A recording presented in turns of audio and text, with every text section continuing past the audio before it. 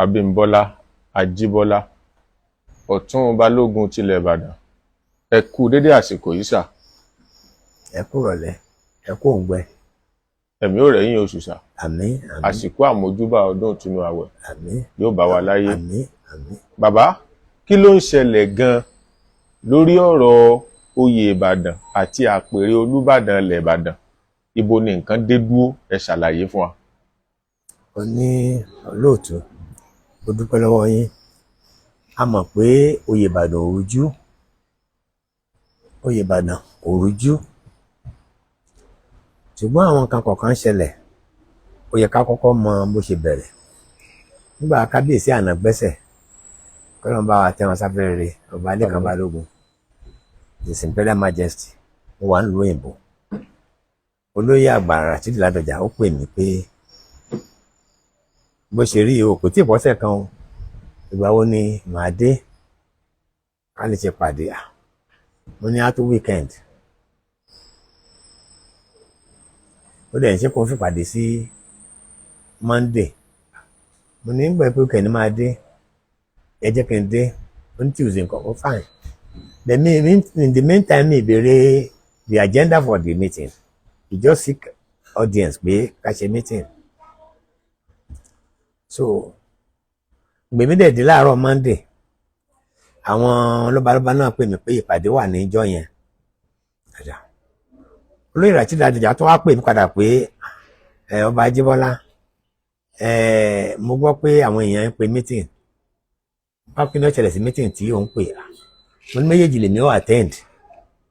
Màá attend ti àwọn lọ́balọ́ba tó jẹ́ àwọn èèyàn mi. Ní sì attend ti wọ́n chief olóyè high chief Rashidi Ladoja gẹ́gẹ́ bí the most senior chief. I will attend. I broke even. So, and that is it. Unfortunately, nígbà tá a dé meeting lọ́balọ́ba, event change pé ẹnìkan kan ò ní lọ torí ọba kò lè bá jóyè jókòó àti pé òfin ti change. Cap 28 yẹn ó ti make wa gẹ́gẹ́ bí kingmakers. So ó dẹ̀ wá pè mí pé ó tiẹ̀ pè mí ní ó pè mí pé ibi tó ń gbọ́ yẹn mo ní ó wá ní pé mo ti decide, mo lè mi kọ́ mo decide o. Mo ní it was joint decision pé meeting tó pè it was too hasty and premature. Pé kí ló ń kán wa lójú? Olóyè àgbà, kí ló ń kán wa lójú? Ọba tó kú pẹ́sẹ̀, Ọba Lẹ́kan Balógun, ó kú kò tí ì pé 8 days. Kí là ń kánjú fún? Òkú ò tí ì wọlẹ̀. Ṣé ó ṣẹ̀ wá ni? Ọba Lẹ́kan Balógun ò ṣẹ̀ wá náà o. Ká sọ pé Ọlọ́run bá mú o, ẹ tètè bá mú ẹ láì fún bá mi jẹ́ o. So I think it's very hasty and premature. Bí a ṣe bẹ̀rẹ̀ nìyẹn. So kó tó di pé wọ́n bẹ̀rẹ̀ sí awuyewuye, yàrá pé ọ̀rọ̀ Ìbàdàn awuyewuye, àkìífà awuyewuye kò ní Ìbàdàn awuyewuye. Awuyewuye ṣe bẹ̀rẹ̀ ni pé wọ́n ti yọ Ladoja, wọ́n gbé ẹdìbò orí ẹ̀ kankan, kò sẹ́ni tó yẹ ẹnìkankan. Táwọn sọ pé láàrin wa lọ́balọ́ba a ní process, a dẹ̀ ti jọba under the law. Àwa ká jọba fúnra wọn fi wá jọba ni. Gómìnà àtọba àná ló fi wá jọba. So àwọn àgbààgbà ń wedding wọ́n ń wá president general CCI pé ó dẹ̀ wà bíjọ́ yẹn àwọn oníwèé rò pé wọ́n ní mọ́ grant interview àìsí àwọn grant interview. So kí Ìbàdàn tó rò là ń fẹ́. So ń gbọ́ wá pè pé àfẹ́ kí Ìbàdàn break even wọ́n parí ìjà. Mo ní àbá Ladoja jà. Ìjà wo ló wà láàrin wa? Àwa lọ́balọ́ba kò sí ìjà láàrin wa bíi ti wò ó mọ́. Ọba tá a jẹ gómìnà ló fi wá jẹ, Olúbàdàn ló recommend wa ó tó fi wá jẹ. So tíjà bá wà àtọ̀ ẹjọ́ tó ń ló pẹjọ́ ń court fún 7 prayers pé Olúbàdàn lágbára àti ìrántí kọ́ńtì wa kò tó bá fi jẹ́, pé gọ́fúnà fúnra rẹ̀ gbọ́dọ̀ kò lágbára àti fi wá jẹ́, pé tó bá dẹ̀ fi wá jẹ́ kó kí kóòtù declare null and void káàbọ̀ àwọn lọ ilé wa àti gbogbo wa ká máa lọ, pé òun ọ̀gbà lọ́ba pé òun nìkan lọ́ba tọ́ sí, ọba lọ́dẹ Olúbàdàn nìkan ló ń dẹ̀ fẹ́ jẹ. Therefore tá bá débẹ̀ àwọn náà dé mẹ́kọ̀ọ́ wọn pé tó bá yẹ pé yẹn ló dúró fún àti ẹ̀ ní mú ọ torí o lè sáà pàdé Olúbàdàn council nìkan, whatever position you are, it has to be unanimous. Mo rò pé yẹn ló mú tó fi ń lé sáré lé àwọn àgbà olùkàkiri àti Olúbàdàn àti àwọn CCI. So mú àwọn dẹ̀ ni wọ́n fẹ́ break, wọ́n fẹ́ parí ìjà. Wọ́n ní kò síjà láàrin wa. Wọ́n láwọn fẹ́ kí ọ̀rọ̀ ẹjọ́ kó wà court ó withdraw wọ́n bá fẹ́ withdraw court ó withdraw ẹjọ́ ń court bẹ̀tọ́ bá fẹ́ withdraw ẹjọ́ àwa kọ́ lájókòó tá a máa sọ àwa ò tí file defence the court has start trials ó sì ń amend the claim ẹ̀ lọ́wọ́ ni so we cannot go and sit down káwọn settle pẹ̀lú ẹ̀ tábà tẹ̀ fẹ́ parí ìjà tí ó yọ gọ́vùnà lẹ̀ ni àbí lọ́ọ̀yà ọba àná tó gbẹ́sẹ̀ tó yọ ọ́ lẹ̀ ni so kò yọ ọ́ lẹ̀ we cannot do things like that ẹ jẹ́ ká flow through process wọ́n ní òfin sọ yìí pé wọ́n gbọ́dọ̀ yan ọba 30 days mo ní tàbá yan ọba 30 days ṣáyé parẹ́ ni sómi pé tàbá yan ọba ní tààtì rẹ̀ tá yàn ẹni tààtì rí tààtì yàn tí ò tí bá a sọ̀rọ̀ kò tí ìbára ìlú sọ̀rọ̀ kò tí ì sọ pé òun rèé o òun dé èmi ní pákéjì ẹ̀ lieutenant ẹ̀ ọ̀tún bẹ̀ kò tí ì pè mí ọ̀tún mi mo ti dé o sọ fáwọn èèyàn rẹ o nígbà wo lẹ́rìí mi o so tàbá tí rẹ̀ ń táyàn ṣáyé ọ̀parẹ́ òfin wo ló sọ pé a lè jọba ọmọ láíláí Ìbàdàn of course iṣẹ́ ń lọ iṣẹ́ Olúbàdàn ń lọ Olúbàdàn council ń ṣe gbogbo alájẹ́ alága local government kọ̀ọ̀kan problem tó wà ń lu àṣẹsọ́ọ̀fẹ̀ into local government wa so Olúbàdàn sì ń function so tábàdé tápẹ́ nìkan ọ̀kàkà àgbà sí meeting láàrin àwa dẹ̀ sọ so what is the need for worry why are you talking at bí ó ṣe jẹ́ nu nígbà wọ́n dẹ̀ wá ń pé wọ́n wà pé meeting wọ́n pé meeting kọ́ wọ́n àti fọwọ́ sí èmi ò mọ̀ ń pẹ́ o meeting tí wọ́n pè ní bàbá àbọ̀dé àmọ́ náà mo sọ mind mi fún wọn pé èmi ò lè sit on illegality I cannot be a fool to a party to a fool so I'm not going to sit like that tẹ́ ẹ bá fẹ́ ṣe ẹ fún bàbá tẹ́ ẹ ní bàbá àmọ́ pé bàbá ló kàn òun sì ló dúró fún ẹ fún láyè kó àyè káyè kàlàfíà tó ọba tó máa jẹ òun ni ó máa jẹ chairman Ọ̀yọ́ council of obas yóò máa bá àwọn ọba ẹgbẹ́ ẹ̀ sọ̀rọ̀ àwọn ọmọ òdepa tó máa ṣe ẹjọ́ tí ẹ sọ̀rọ̀ kára ẹ lé díẹ̀ ilẹ̀ kan lójú fún ìdí abájọ nìyẹn o kò sí wàhálà kò síjà láàrin wa àwọn kan sọ pé ó ti yá jù kí náà ń kájú fún kí náà fẹ́ gbà ń díẹ̀ why don't you give him time to be able to speak for himself ní ẹ lọ kì í sìn lẹ́yìn ẹ lọ interview wọn ẹ lọ fúnra yín bẹ́ẹ̀ yá bá yín sọ̀rọ̀ nígbà ilé kan Balógun ó ṣàwá mọ̀ pò ó juwọ́ sí gbogbo wa ó ní wọ́n lóun fọ́ lójú ṣé òun fọ́ lójú wọ́n létí òun di ṣé òun di létí ṣòmí ni ó ṣé mi lálàáfíà. gbẹ̀mọ̀ rò pé wọ́n ti gbé bàbá Owólabí Ọlákùlẹ́yìn náà bóde nínú fídíò tó jáde lọ́sẹ̀ tó kọjá yìí tí wọ́n sì ṣàfihàn wọn níbi tán ti jókòó tí wọ́n ti ń gbàlejò àwọn ará àwọn lọ́balọ́ba. ara wọn bẹ̀rẹ̀ ti bàbá síbẹ̀ ni bàbá ò tí ì lókun tó yẹn kò tí ì dáyàn mọ́ bàbá ò dẹ́nu kankan mọ́ ẹ wo fídíò ẹ bá wo fífọ́nrán yẹn dáadáa níbo ni bàbá ti sọ̀rọ̀ ta ló sọ̀rọ̀ sí àwọn tó jókòó náà wọn ò sọ nǹkan kan wọn kàn jókòó wọn lọ kí bàbá ni that is visit wọn represent wọn gbà mọ̀ pé olórí wa ni wọn lọ kí ni náà wọn dẹ̀ sọ fún mi kí wọn tó lọ ṣùgbọ́n mo lé mi ò tí ì lọ tí bàbá ò tí ì pè mí so nothing I wish for the best for Ìbàdàn ẹ jẹ́ ká ṣe nǹkan létòlétò so táwa ń sọ nìyẹn so mẹ́sìn. Yes. A gbọ́ wípé wọ́n ní láti ìjọ Jímọ̀ tó lọ tí àwọn ọba mẹ́rin tí wọ́n lọ sójú Olúbàdàn Council lọ́dọ̀ bàbá wa Olúbàdàn estimate bàbá ọba Olabi Ọlákùlẹ́yìn. Wọ́n láti jọ Friday pé kò sẹ́ni tó tún sì fi ojú kàn wọ́n pé àǹdẹ́ níjọ́ Saturday wọ́n tún ti gbé wa lọ padà sí ilé ìwòsàn. bẹ́ẹ̀ ni òótọ́ ni kò yẹn tó fojú kàn wọ́n gbogbo àwọn tó lọ bẹ̀ àti lọ́ọ̀yà àti gbogbo wọn lọ bẹ̀ wọ́n láwọn ò rí bàbá wọ́n tó kílẹ̀ tí wọ́n máa fẹ́ ṣe nomination ọ̀rọ̀ nomination kò ló kan ìkò tí kan yẹ fún àbáyé láyè kó gbádùn ara rẹ̀ kálàáfíà tó. àwọn wo ni wọ́n wà lẹ́yìn pé wọ́n ṣàfẹ́ ti bàbá láti sáré ṣàjọba láì fẹ́ fún wọn láàyè kí wọ́n tọ́jú ara wọn àbí n tó fi sọ ni pé tí wọn bá fi lè jọba lẹ́yìn iye ọjọ́ báyìí o àjẹ́ pé wàhálà ti wà tó ra gbọ́nù ròyìn pé wọ́n ní tí ọjọ́ 21 ọjọ́ ọ̀dárò tó bá fi lè pé tí wọ́n sì gbégbésẹ̀ lórí pé ta lọ́kàn tí ó jọba pé kò ṣẹlẹ̀ rí Ìbàdàn. kò sí òfin tó sọ bẹ́ẹ̀ because wọ́n sọ pé àwọn kan ní 21 days àwọn kan ní 30 days ṣùgbọ́n tí àbárọ̀bà yàn tá àti rẹ̀ ń tá yàn tí ò tí ì ṣe sáyé ọ parẹ́ kí ló fi wí pé what is the consequences what is the proviso there is no proviso anywhere pé tẹ́ ẹ̀ bá yọba 21 days o ẹ̀ lè yọba mọ́bànà láéláé o tẹ́ ẹ̀ bá yọba 21 days o ẹ̀ ní ìdíje nǹkan kan o àbẹ̀yẹ ọ parẹ́ o kò sí tó sọ gọ́fúnà ni ó ní say ó ní custodian of law ó ní chief executive of this state ní tó bá jẹ mọ́ òfin báwọn ni ó sọ nítorí àwọn ìgbìmọ̀ rẹ̀ kò sí tó jẹ bẹ́ẹ̀ kí ni wọ́n ń kájú fún aṣọ fún mi sọ fún bíbá ẹ̀ wọ́n wá bá mi wọ́n ní kò sí tó jọ why are you rushing this man ó gbà ojú ò tí ì gbádùn sí báwo wọ́n ṣe fẹ́ ṣe ó ní gbogbo ètò tí wọ́n ń ṣe wọ́n ó ṣètò ìpẹ̀bí nìkan kan níbo wọ́n ti fẹ́ ṣe bàbá tó dé ọjọ́ kan náà gbogbo ò tí ì rí ẹ̀rọ àlú ò tí ì rí nígbà ilé kan Balógun ẹ̀rí abẹ́ẹ̀rí gbogbo ilẹ̀ rí náà ní Màpó àìmọye ìgbà tá a jọ jókòó tá a jọ sọ̀rọ̀ kì í ṣe pé jọ́ kàn á sọ̀rọ̀ lẹ́yìn kan nìkan dé ẹ wá ìjọba ẹ máa ṣe it's not right it's not right. Yes. Nígbà tẹ kọ́kọ́ ń bá wa sọ̀rọ̀ ẹ ní mítì kan ṣe nílé bàbá wa bàbá Bọ̀dé Àmọ̀lánà pé ẹ ní ẹ fọwọ́ sí. Mi ò lọ rárá mi ò lọ Ajíbádé ò lọ àwọn míì náà ò lọ Ajíbádé lọ àwọn náà mọ̀ bó ṣe yé wọn mọ́ nìyẹn. Wọ́n ní nínú àwọn mímọ̀ pé èèyàn méjì eré àyẹ̀wò ìpínlẹ̀ wa lẹ́yìn àti kábíyèsí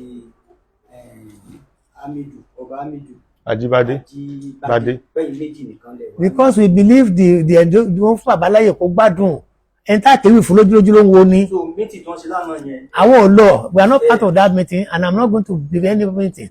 Mi ì ní lọ meeting kankan ọ̀tí tí gómìnà bá sọ̀rọ̀ sí gómìnà lágbára àti yan physician medical practitioner pẹ̀lú wọn lọ wo bàbá àyè tó wà kó tó máa ṣe nǹkan kan ṣé àwa yan ọba ló kù àbí àwa ń ṣe meeting ló kù à ń parí ìjà ló kù the governor's power the governor has his automatic power.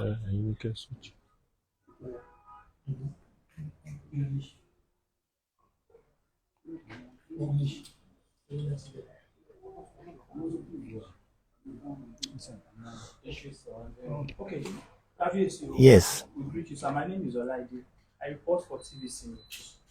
So, of course, we know what is on ground about the ascension of the throne. Yes. So we just want you, in your capacity, to kindly give us an update about what is the latest in the ascension of the throne of the Olubadan since the demise of the past Olubadan Oba Abimbola Ajibola. Thank you, guys. What is the update? What should we know? What should Nigerians know? What should the people of Oyo State know about the ascension of the throne of the Olubadan? The new Olubadan designate. Yes, sir. Before Olubadan can be elected, it is general rule in Ibadan land, the most senior. There are certain conditions that has to be fulfilled to be qualified as Olubadan. It's not me because I'm the most senior, I'm Olubadan. If there are certain conditions are not fulfilled, you are disqualified automatically. You must not have been in prison for more than 3 months. You must not have been convicted for more than 3 months. You must be in good condition, good medically fit and sound. I.e., you must not be totally blind. You must not be deaf. You must be able to move yourself that you recognize and talk to the people. You must not do things prejudicial to the interest of Ibadan land. Those are the conditions. Even if you are the most senior, if you are void of any of these conditions, you are disqualified automatically. So whatever, even if the Afobaje, whatever, they recommend to the governor has his own tendency to see whether this man satisfies condition. And can say, no, go and give me another person. So the update so far now is that we have not got Oba. It's not time for any nomination of any Oba to the throne. It's not time for any settlement, any dispute. Anybody trying to settle now, he must have a mischievous tendency. What is he trying to achieve? So this is our contention. Our people, maybe they don't understand. They said the Olubadan designate, he has come to knock door, which means he has brought money. It's not that money is not the end of it. He perform? If he can perform, well, we are all happy. It's our Obawani. Let him be. Nobody is disputing with him. Nobody rivals with him. That is the update. Any other meeting is null and void. Okay, so there are speculations that a particular faction of the Olubadan Council are not in good terms with one of the chiefs, I mean the most senior chief, that called for a meeting, and a lot of them did not attend the meeting. we need to put things straight. So the people of Oyo State, Ibadan, they need to know what is going on. Well, the old law, chief's law, as amended. Under the old chief's law, there's declaration, which is 1957, embodied. But this present government, which has been tried by a late governor, the present governor now, which is Excellency Seyi Makinde, he has amended by Section 28. What is the consequences of Section 28? Is it just an amendment made in fun? It's not in fun. The amendment has changed the situation from the old system. Even it has affected the Section 57, the declaration itself. It's only governor who can spell the government who can spell out the pro interpretation. Exudem generis, not literary. The people are talking literally. And you know, we have interpretation to law. The law they are interpreting is wrong. We are not saying this is one of us, one of us. No, the government have to interpret that. Are all the Obas, are they not members of Olubadan Council? Are they not Obas? Can they be, if you look at proposal by High Chief Ladoja, he's trying to say, some people, he enumerated them. He's trying to use the whole law that only from number 2 to a penny can be member of Olubadan Council. No, or can be our kingmakers. No.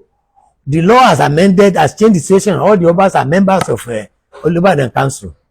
So the government has to spell that out. That is, the laws have to be improved. If there is a clean or something that there are clogs in the way, the government should improve it. They should make it very clear. They should talk on the issue of interpretation. What is the exigent of Section 28 amended? You understand? What do they really mean, the government doing it? Let them tell the world.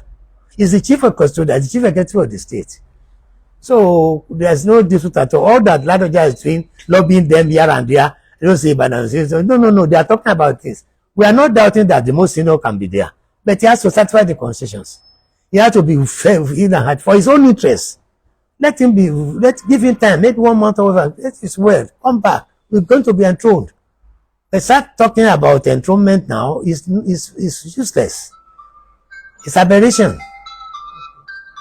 But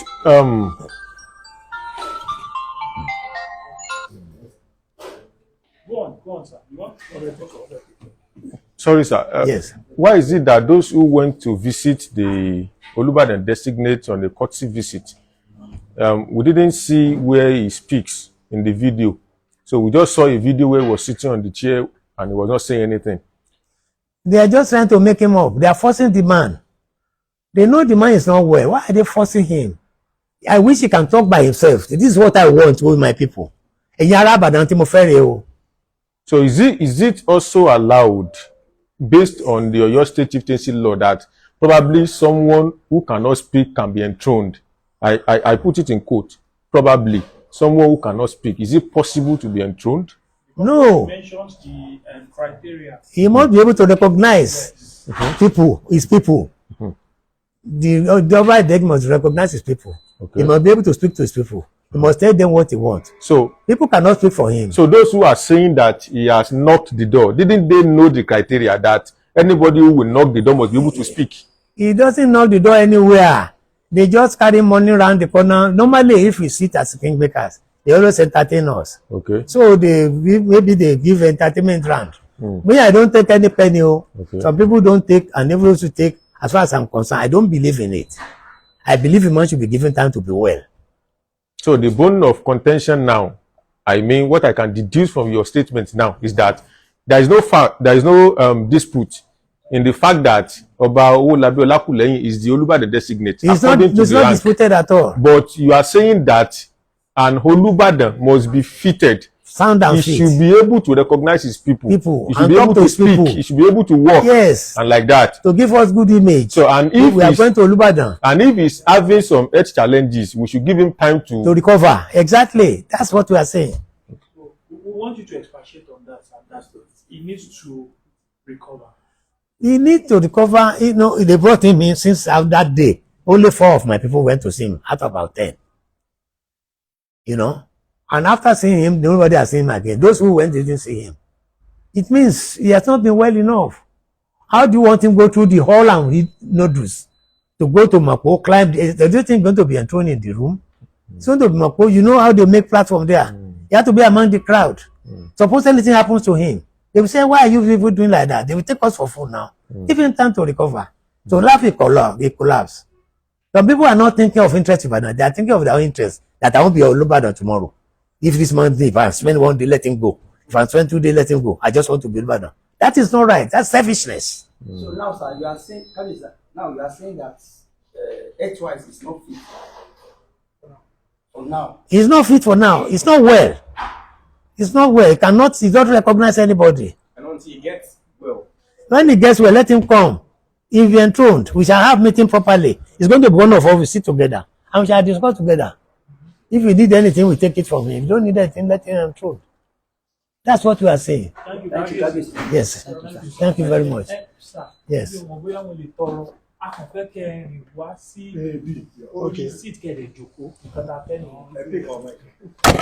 Mo ní kí n ti bẹ̀rẹ̀.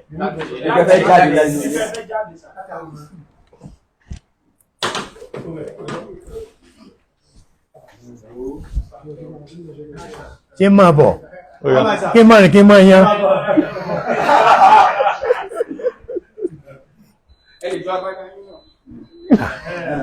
Bíbàdàn ṣe náà nù. Níta fẹ́ kọ́ bá wá ṣe nu. Ọlọ́run fún ṣe. Ọlọ́run fún lálàáfíà. Nígbà láwùláwà láàkúátà.